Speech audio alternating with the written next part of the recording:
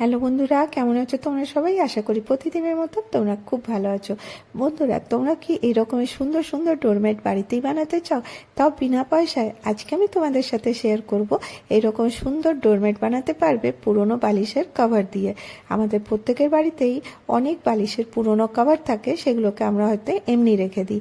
আর এখন দেখো বর্ষাকাল, আমাদের প্রত্যেকেরই অনেক ডোরমেট দরকার হয়, তো সেই জন্য না কিনে তোমরা কিন্তু এরকম সুন্দর ডোরমেট বাড়িতেই বানাতে পারো। আর এগুলো ব্যবহার করতেও সুবিধা, আর এগুলো ওয়াশেবল। তো কিভাবে করছি সম্পূর্ণটা আমার সাথে থাকো, তাহলেই তোমরা বুঝতে পারবে।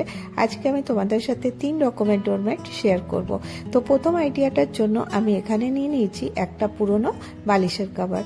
তো দেখো এরকম সাইজের নিয়েছি। এবারে এখানে আমি বালিশের কভারটা এরকম সাইড থেকে দেখো যে পাটটা আছে ওখানটা আমি এখানে পুরনো একটা লেস ছিল সেটা লাগিয়ে দেবো। তো দেখো যে কোনো পুরনো জিনিসকে সুন্দর করার জন্য যদি কিছু অ্যাডিশন করা যায় তাহলে কিন্তু দেখতে খুব ভালো লাগবে। তো এখানে আমার কাছে কিছু পুরনো লেস পড়েছিল, সেটা আমি চারপাশে লাগিয়ে দেবো। তোমরা চাইলে এখানটা এটা স্কিপ করে নিতে পারো। তো দেখো এরকম করে অনেকটা আমার কাছে এরকমের লেস ছিল, এটা আমি পুরোটার মধ্যে কভার করে নেব। তো চলো এটা আমি লাগিয়ে নিয়ে চলে আসি। তো এটা তোমরা এটা মেশিনে বা হাতে দুটোতেই সেলাই করতে পারো। তো দেখো আমি এটা সেলাই করে নিয়ে চলে এসেছি, এইরকম লাগছে। তো এবার দেখো এখানে আমি কিছু নিয়ে নিয়েছি পুরনো কাটাকুটি কাপড়গুলো। তো আমি যে ডিআইওয়াই গুলো করি তার থেকে অনেক টুকরো টুকরো কাপড় থেকে যায়, বা এই যে কাতরান যেটাকে বলে, আর তোমরা কিন্তু এগুলো টেলারের কাছেও পেতে পারো। যে ছোট ছোট টুকরো কাপড়গুলো থাকে না, সেগুলো ইউজলেস বলে যেগুলো আমরা ফেলে দিই, সেটাই আমি এখানে ব্যবহার করছি। অবশ্যই এখানে সফট কাপড়ই ব্যবহার করতে হবে, তো এটা কিন্তু লক্ষ্য রাখবে। আমি এটা সুন্দর করে ভরে দিলাম ইভেনলি। আর এখানে আমি বল পিন নিয়ে নিয়েছি, বল পিনটা এইভাবে লাগাচ্ছি। তো বালিশের ওয়ারটা তোমরা বুঝতে পারছো এই দিকটাতে খোলা আছে, সেই জন্য প্রথমে কি করব, এখানে আমি বল পিন লাগিয়ে দেবো। লাগিয়ে দেওয়ার পরে নিচটা সেলাই করে দেবো। অবশ্যই এটা হাত দিয়ে সেলাই করতে হবে। দেখো এই জায়গাটা আমি সেলাই করে নিয়েছি, তাহলে আর কাপড়গুলো খুলে বেরোবে না। এবার দেখো একটা স্কেল নিয়েছি, এখানে আমি মার্জিন করে নিচ্ছি। এবারে আমি এখানে একটা প্যাটার্ন ড্র করব। তোমরা কিন্তু এই সম্পূর্ণটা হাত দিয়ে সেলাই করতে পারো, তো ইজিলি কিন্তু এটা খুব সহজেই হয়ে যাবে।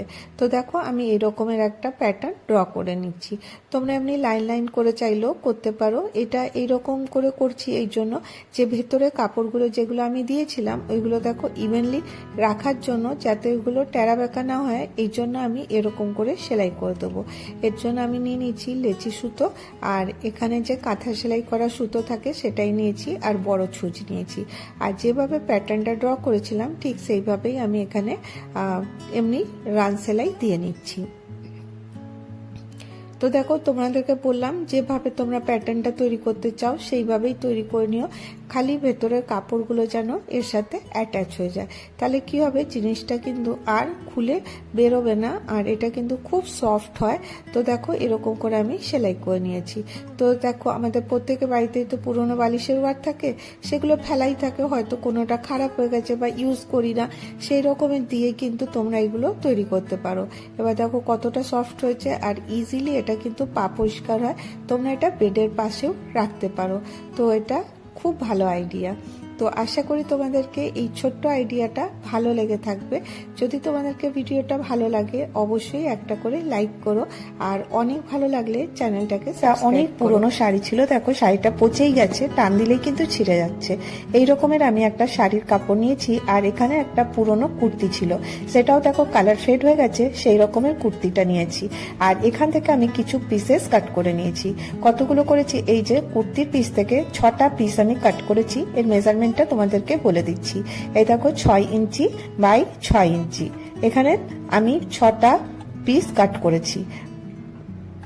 আর এখানে নিয়ে নিচ্ছি সেই শাড়ির কাপড় থেকে পিসগুলো, এর মেজারমেন্ট হচ্ছে 4 ইঞ্চি বাই 4 ইঞ্চি। তো দেখো একটু ছোট বড় হলে আমি এটা পরে কাট করে নেব। 4 ইঞ্চি বাই 4 ইঞ্চি। তো এরকম করে আমি প্রত্যেকটা কেটে নিয়েছি। 6টা এটা কেটেছি, আর শাড়ির কাপড়ের 24 পিসেস মানে 24টা কেটেছি। তো প্রথমে কি করব, আমি দেখো এখানে আয়রনটা গরম করে নিয়েছি। আর এবারে আমি এই যে কাপড়টা দেখছো এরকম ত্রিকোণ করে একে অপরের সাথে মিক্স করে দেবো। এরকম করে ডবল ফোল্ড করব, আর এখানটায় আয়রন করে দেবো। এতে কি হবে, সুন্দর করে জিনিসটা বসে যাবে। শাড়ির কাপড় বুঝতেই পারছো, তাও সিনথেটিক শাড়ি, তো এটা কিন্তু মানে ফুলে থাকবে, সেই জন্য আমি এইভাবে চাপ দিয়ে এটাকে আয়রন করে নিলাম। এবার দেখো এই কুর্তির কাপড়টা নিয়েছি, আর এইভাবে আমি এই যে শাড়ির কাপড়টা যেটা ছিল ওটা আমি এইভাবে নিয়ে নিয়েছি, আর এখানে আমি বল পিন ইউজ করছি এরকম করে আটকাবার জন্য। এইভাবে আটকে দিলে আমার জিনিসটা আটকে থাকবে, আমার সেলাই করতে সুবিধা হবে। খুব টিপস ট্রিক্সের সাথেই তোমাদের সাথে শেয়ার করি, যাতে তোমরা যখন করতে পারো, করতে যাবে, তখন যেন তোমাদের কোনো অসুবিধা না হয়। আর খুব আস্তে আস্তেই তোমাদের সাথে শেয়ার করি। আর দেখো এটা খুব সুন্দর ডিজাইনার ডোরম্যাট বলতে পারো, কার্পেট বলতে পারো, তৈরি হবে। তোমরা কিন্তু ছোট বড় বিভিন্ন সাইজের বানাতে পারো। এখানে আমি দেখো মেশিনে চলে এসেছি। মেশিনে আমি কিভাবে সেলাই করছি একটু লক্ষ্য করে দেখো। প্রথমে 4-5টা আমি সেলাই করে নেবো।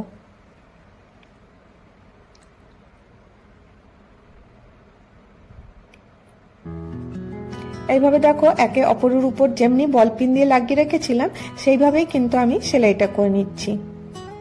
এরকম করে যখন 4টা দিক কমপ্লিট হয়ে যাবে তখন আমি এখান থেকে আরেকটা দিকটা করে নিই, তারপর তোমাদেরকে বলি কিভাবে করতে হবে, কারণ এটাকে পুরো সুন্দর করে যেন বসে যায় সেইভাবেই করতে হবে। তো এই ডিজাইনটা কিন্তু দেখতে বেশ ভালো লাগবে। তো দেখো আমি এটা এখান থেকে সুতোটা কেটে নিচ্ছি। এবারে ভেতর দিকটা এরকম করেই সেলাই করব। এই যে কোনাগুলো এরকম করে ধরে 4-5টা সুন্দর করে সেলাই করে নেবো। কতটা সহজে তোমরা এটা করতে পারো দেখো। আমাদের প্রত্যেকের ঘরে কিন্তু শাড়ি কাপড় প্রচুর পরিমাণে থাকে, সেইগুলো আমরা ইউজলেস বলে ফেলেই রেখে দিই। কিন্তু এই ছোট ছোট আইডিয়াগুলো যদি তোমরা জেনে থাকবে তাহলে কিন্তু ঘর সাজাবার জন্য সুন্দর সুন্দর জিনিস তৈরি করতে পারবে। এই রকম প্যাটার্ন দিয়ে কিন্তু তোমরা কুশন কাভারও তৈরি করতে পারো। যদি তোমরা দেখতে চাও আমাকে কিন্তু একটা কমেন্ট করো, আর আমি চেষ্টা করব তোমাদের জন্য নতুন নতুন ভিডিও নিয়ে আসার। তো এইভাবে দেখো পুরো 4-5টা আমি সেলাই করে নিলাম। এটা একদম সুন্দর হয়ে ফিক্স হয়ে গেল। এইভাবে আমি প্রত্যেকটা পিস রেডি করে নেব। তো এটা সরিয়ে রেখে দিই, আরেকটা তোমাদেরকে দেখিয়ে দিই কিভাবে করলাম। এই যে কুর্তির কাপড়টা নিয়ে নিয়েছি, আর এখানে এই যে কাপড়গুলো আমি কেটে রেখেছিলাম সেইগুলোকে আমি এখানে পিন আপ করে দেবো। তো একটু ছোট বড় থাকলে সাইজ করে এটা কেটে নিতে হবে। সম্পূর্ণ এই দেখো 4টে করে আমি এখানে লাগিয়ে দেবো।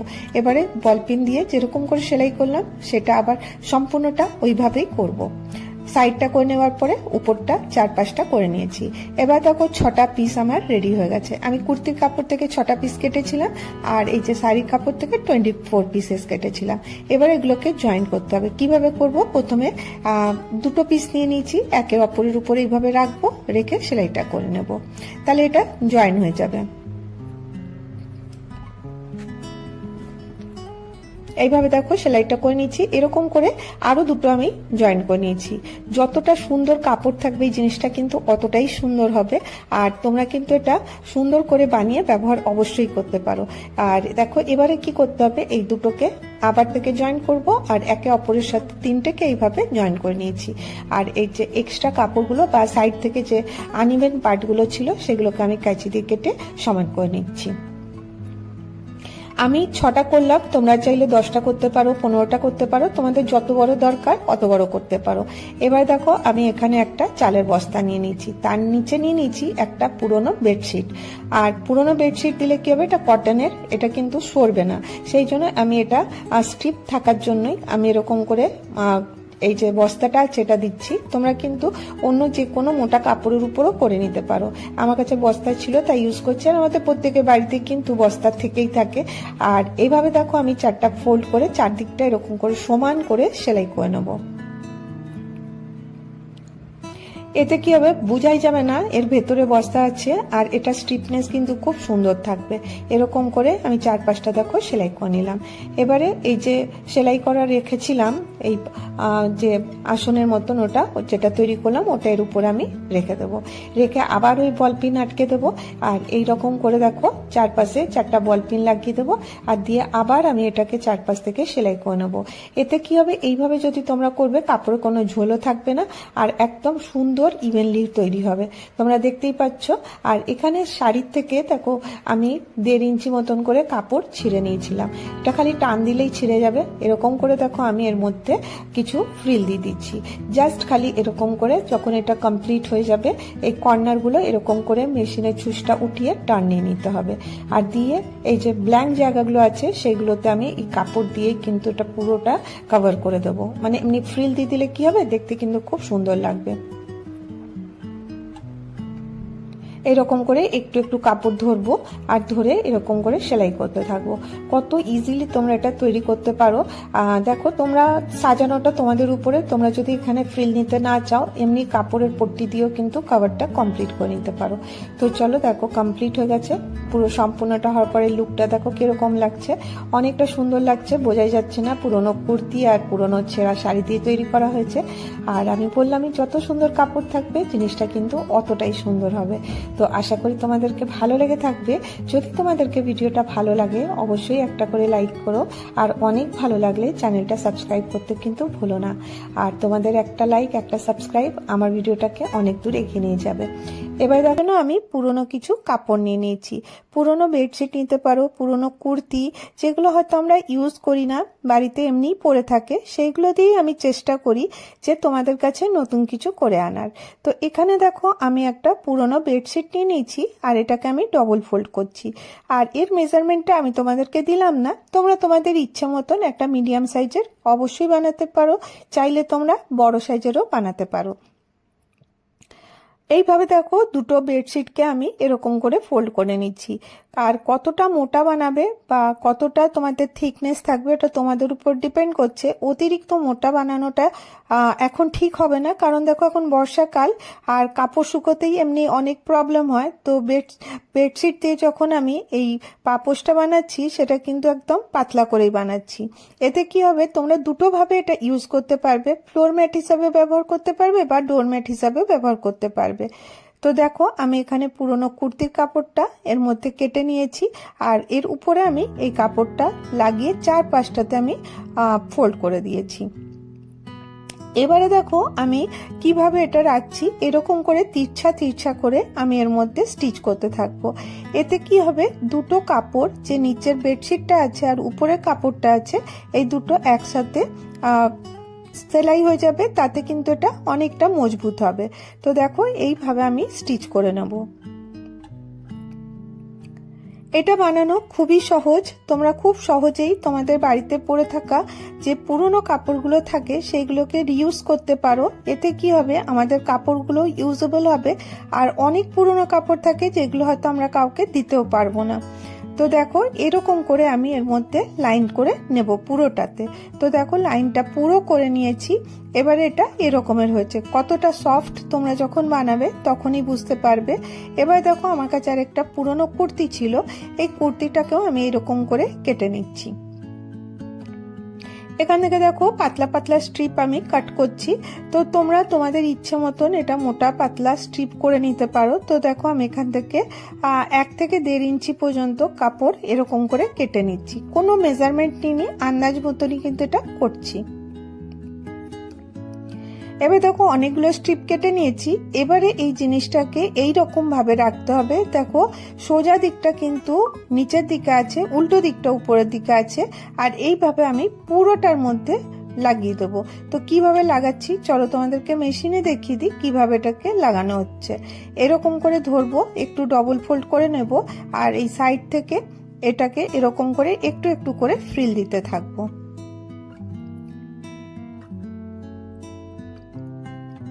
এইভাবে দেখো একটু একটু করে ফ্রিল আমি পুরোটার মধ্যে দিয়ে নেব।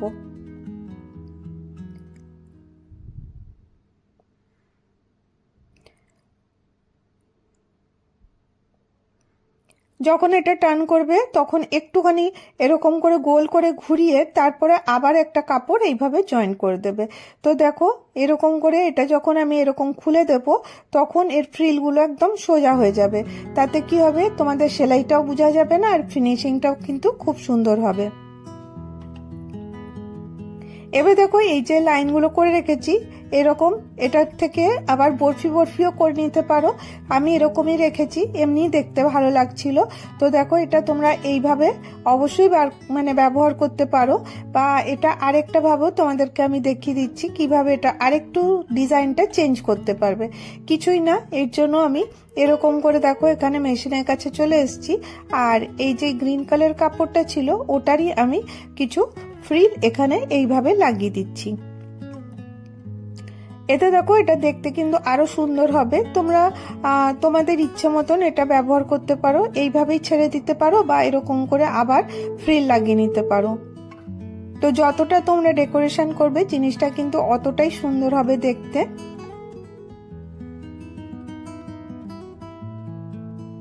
এভাবে দেখো আমি একটু দূরে দূরে আমি এমনি করে পুরোটার মধ্যে ফ্রিলটা লাগিয়ে নেব।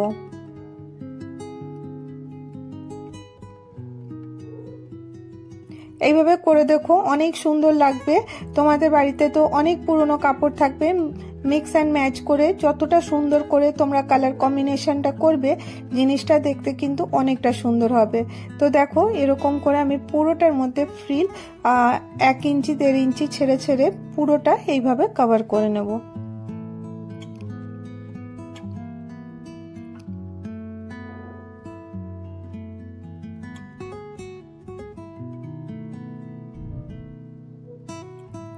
এইভাবে একটু একটু কাপড় এর মধ্যে দেব, আর এইভাবে মেশিনটা চালাতে থাকবো।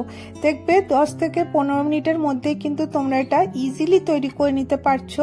কারণ দেখো এটাতে কোনো ঝামেলা কোনো নেই, কোনো কিছু করার দরকার নেই, কোনো বেনুনি করার দরকার নেই, কোনো কিছু করার দরকার নেই। ইজিলি এটা তোমরা বানিয়ে নিতে পারবে।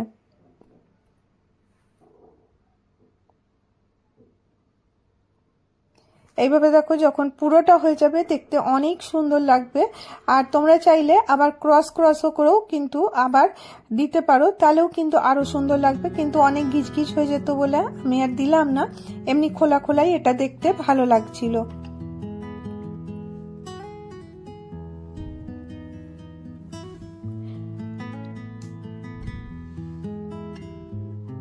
এইভাবে পুরোটা আমি এরকম করে ফ্রিল দিয়ে কমপ্লিট করে নেব, আর লাস্টে এখানে যতটা বেঁচে থাকবে সেটা আমি কেটে বাদ দিয়ে দেবো। তো দেখো কতটা সহজ, যে কোনো মানুষই এটা করে নিতে পারবে, আর এটা বানানো কোনো কঠিন না। আর দেখো কতটা সুন্দর এর লুকটা হয়েছে। তো এবার তোমরা এটা ইজিলি ব্যবহার করতে পারো। তোমাদেরকে বললাম ফ্লোর ম্যাট হিসাবে ব্যবহার করতে পারো বা ডোরম্যাট হিসাবেও ব্যবহার করতে পারবে। তো এইভাবে এখানে দেখো আর একটুখানি জায়গা ছিল, সেটা তো আমি এটা লাগিয়ে নিলাম। ফাইনাল লুকটা দেখো কিরকম লাগছে। আশা করি